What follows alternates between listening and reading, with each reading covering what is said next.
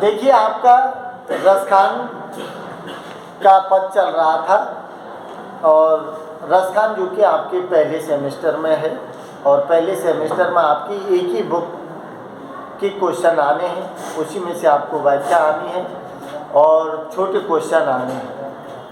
तो छोटे क्वेश्चनों का मैं किताब कंप्लीट हो जाएगी अपनी, समझ रहे हो। उसके बाद छोटे क्वेश्चन जो हैं वो आप कहें तो यहाँ लिखा दूँगा, उसको वीडियो में भी डाल दूँगा, तो आप घर बैठ वो छोटे क्वेश्चन कहाँ से आएंगे आपको। जो पाठ्य पुस्तक है उस पाठ्य पुस्तक में पहले पाठ जो परिचय होता है ना, जिसमें कवियों की रचना और उनके जन्म से संबंधित जो जानकारी होती है ना, वहाँ से ज़रूर पढ़ना।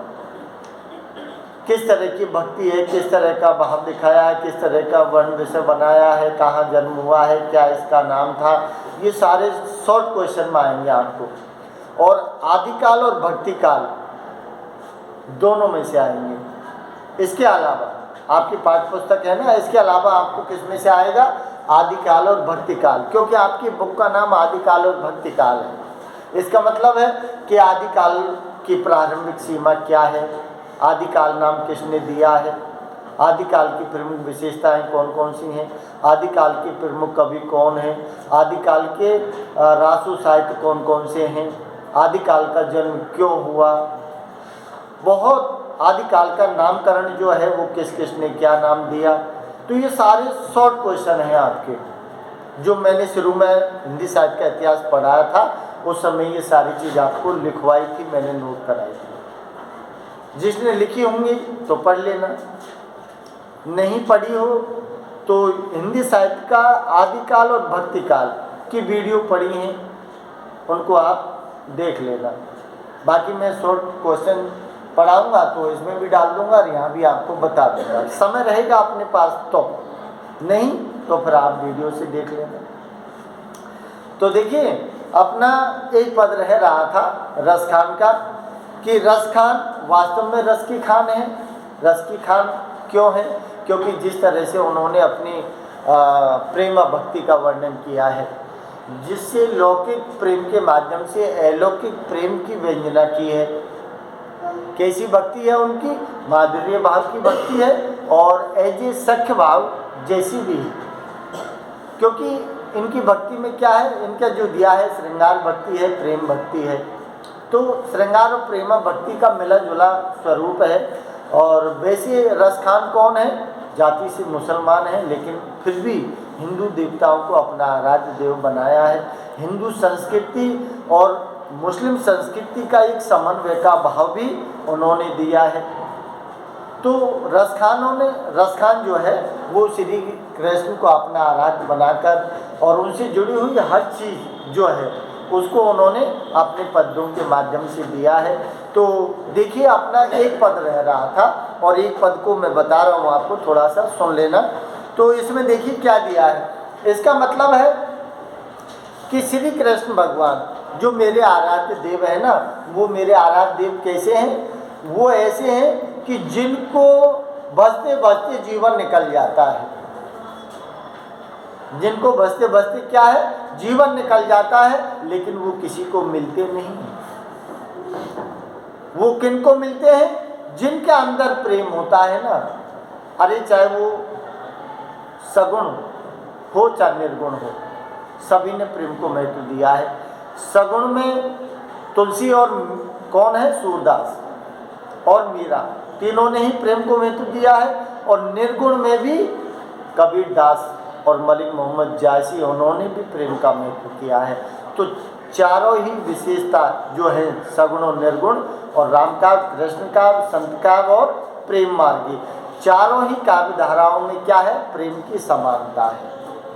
प्रेम के बिना भक्ति नहीं है और प्रेम के बिना ईश्वर की प्राप्ति भी नहीं है। यही सारी चीज उन्होंने दी है इस पद में, जिसमें क्या दिया है देखो, शेष गणेश महेश दिनेश सुरेशव जाय निरंतर गावे। इसका मतलब है कि श्री कृष्ण भगवान अर्थात पर ब्रह्म परमात्मा जो है ना, उसको सब लोग भजते हैं लेकिन किसी को दर्शन नहीं देता है। क्या दिया है इसमें? शेष गणेश महेश, शेष गणेश महेश दिनेश सुरेशव जही निरंतर गावे। इसका मतलब है कि आदमी ही आदमी नहीं, देवता लोग भी उसको बसते हैं, लेकिन देवता लोगों को भी वो दर्शन नहीं देते हैं। जिसमें कौन दिया है? शेष गणेश महेश। इसका मतलब ब्रह्मा विष्णु महेश, और गणेश का भी नाम दिया है। और क्या दिया है? दिनेश सुरेशम। दिनेश, दिनेश का मतलब है कि देवता जो है, दिनेश किसको संकेत करते हैं? सूर्य देव को संकेत करते हैं। क्या दिया है? सुरेशम। सुरेशम का मतलब है जो देवताओं का देवता है वो कौन है? इंद्र। तो यहाँ में दिया कि शेष गणेश महेश, इसका मतलब ब्रह्मा विष्णु महेश और गणेश सारे लोग उसकी स्तुति करते हैं, उस पर ब्रह्म शक्ति की। दुनेश सरेशम, और जो सुरेश है, जो इंद्र का देवता है ना, देवताओं का देवता, वो भी इनको क्या करता है? निरंतर गावे। अरे निरंतर रात दिन इसको बसता है, अर्थात पर ब्रह्म श्री कृष्ण को बसता है, लेकिन फिर भी वो किसी को दर्शन नहीं देता है। क्या दिया है? जाय अनादि अनंत अखंड अछेद अभेद सुवेद बतावे। सुवेद, सुवेद, सुवेद का मतलब है कि जो वेद है, कौन? हमारी भारतीय संस्कृति के जो अच्छे अच्छे वेद हैं ना, उसमें उनका बखान, उनका वर्णन किया है। सुवेद, अच्छे जो वेद हैं, जो 18 पुराण वेद माने हैं ना, और भागवत श्रीमद् गीता मानी है, रामायण मानी है, तो ये सारे क्या दिए हैं कि अभेद। अभेद का मतलब क्या दिया है? कि जिसके बारे में कुछ जाना नहीं जा सके। क्या दिया है? जाय अनादि अनंत, अरे उसका कोई न तो आदि है न अंत है, परमात्मा है वो। क्या दिया है? जाय अनादि अनंत अखंड अछेद, उसका कोई विच्छेदन भी नहीं है। क्या दिया है? अनादि अनंत अखंड, अरे वो अखंड परमात्मा है और अनादि है और उसका अंत भी नहीं है। आदि अंत नहीं है उस परमात्मा का। क्या दिया है? ये सारी व्याख्या किसमें की गई है? अवेद सुवेद बतावे। सुवेद का मतलब है कि हमारे जितने भी वेद पुराण है ना, उन सारे वेद पुराणों में उनके अनादि, उनका अनंत, उनके अखंड स्वरूप का वर्णन किया गया है, लेकिन वो किसी को दर्शन नहीं देते हैं। क्या दिया है? नारद से सुख व्यास रहे पचहारे तहु पुन पार न पावे। अरे जो भक्ति करने वाले लोग हैं ना, वो सारे के सारे हार गए भक्ति कर करके, लेकिन किसी को दर्शन नहीं दिया होगा। क्यों नहीं दिया? क्योंकि हो सकता है कि उनके अंदर प्रेम नहीं है। जिन जिन्होंने भक्ति की है, उन्होंने, उनके अंदर प्रेम नहीं है, तो उनको दर्शन उन्होंने नहीं दिया। क्या दिया? नारद से। नारद, नारद का मतलब जो नारायण नारायण करता घूमता है ना देवताओं की सभा में, नारद, तो नारद भी भक्ति श्रेणी में आता है, भगवान की भक्ति। लेकिन नारद आग लगावे में निपुण है। नारायण नारायण करे, लेकिन यहाँ की बात यहाँ कोई, यहाँ की बात यहाँ कोई, माँ के वहाँ कोई, और कर कवाड़ और दूर, ये भी काम है। गांव में भी आपने सुना होगा, ये जो दूसरे की बुराई करता घूमता है, वहाँ की बात मापो तो बात भी अपन उसको भी संज्ञा किसकी दे देते हैं? नारद की। बिल्कुल नारद आ रहे हैं। वो क्यों दिया है? वो इसी के कारण दी है क्योंकि नारद का काम एक जगह स्थिर रहना नहीं है, कभी यहाँ कभी वहाँ। उनको वरदान है, उनको वरदान था, इसलिए वो 1 सेकंड 2 सेकंड से ज़्यादा नहीं टिक पाते थे। तो क्या दिया? नारद से। इसका मतलब नारद जैसा भक्त है ना, उसको भी, उसने भी उस पर ब्रह्म शक्ति को क्या बजा है? स्मरण किया है, लेकिन उसको भी दर्शन नहीं दिए। सुख व्यास, सुख व्यास, सुख का मतलब है सुखदेव, जिसने वेदों की रचना की है ना, उस सुखदेव को भी दर्शन नहीं दिए। व्यास, जिसने वेद व्यास, जिसने क्या लिखी है? श्रीमद् भागवत, श्रीमद् भागवत लिखी है ना, वो वेद व्यास को भी दर्शन नहीं दिए। वेद व्यास का पुत्र है सुखदेव, उसको भी दर्शन नहीं दिए, और नारद जैसा भक्त है ना, उसको भी दर्शन नहीं दिए। क्या दिया? पचहारे, अर्थात वो पचकर हार कर बैठ गए, पच हार गए वो, लेकिन उनको दर्शन नहीं दिए। क्या दिया है? पुन पार न पावे।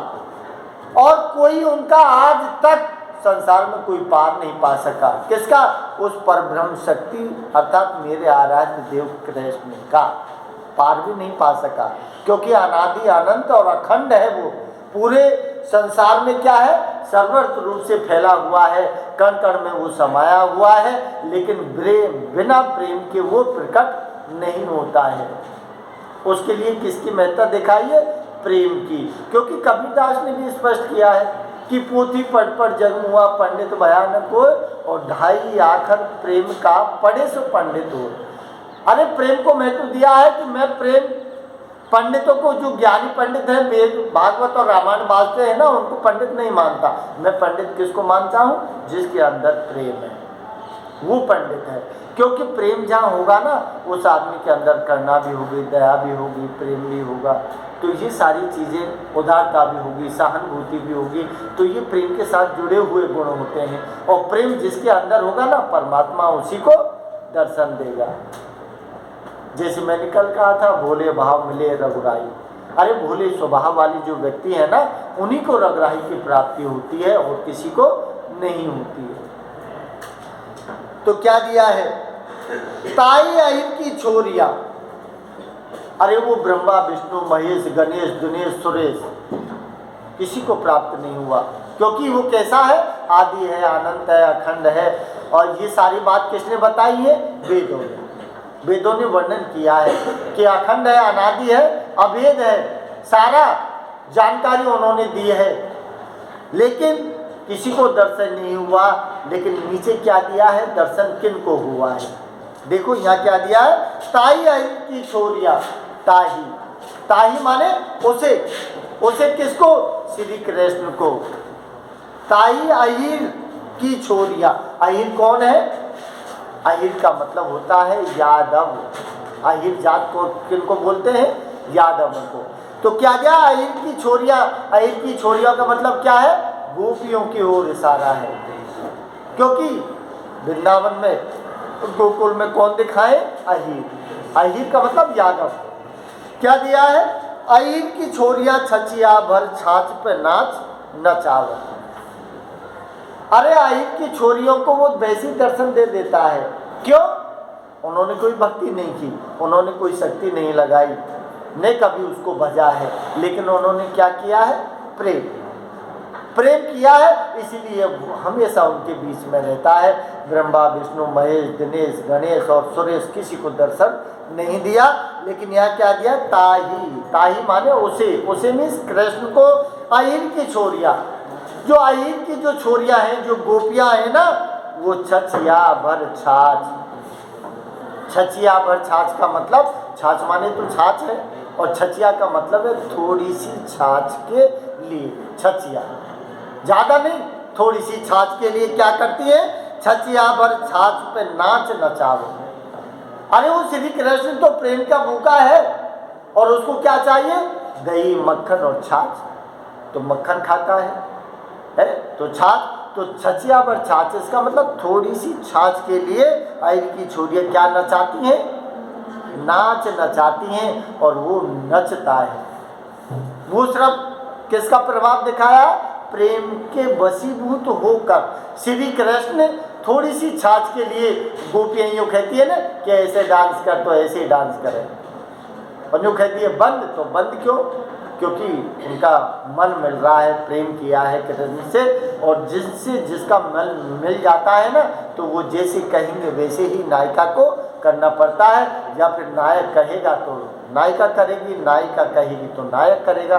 तो यहाँ गोपियाँ नायिका हैं और कृष्ण नायक है। तो जैसे गोपियाँ कह रही हैं ना, वैसे ही डांस कर रहा है कृष्ण। लेकिन ये किसके कारण हुआ है? सिर्फ प्रेम के कारण। तो प्रेम की महिमा को उन्होंने बताया है, इसीलिए उन्होंने क्या दिया है? ताई अहिर की छोरिया छछिया भर छाछ पर नाच नचावत। अरे जिस कृष्ण को क्या दिया है कि जो वेद हैं, वेद पुराणों ने क्या बताया है? आदि है, अनंत है, अखंड है, अभेद है। ये कौन ने बताया है? सुवेद बता दे, अर्थात वेदों ने वर्णन किया है। और जिसने दिया है कि दिनेश महेश गणेश सुरेश सभी ने इसको भज लिया, किसी को ये प्राप्त नहीं हुआ, लेकिन उसी कृष्ण को अहिर की जो छोरियां है ना, वो थोड़ी सी छाछ के लिए नाच नचाती हैं, अर्थात श्री कृष्ण से प्रेम करते हैं, कृष्ण उनको दर्शन देता है। ये बात इसमें बताई। और कोई बात? यही था ना एक, और तो नहीं?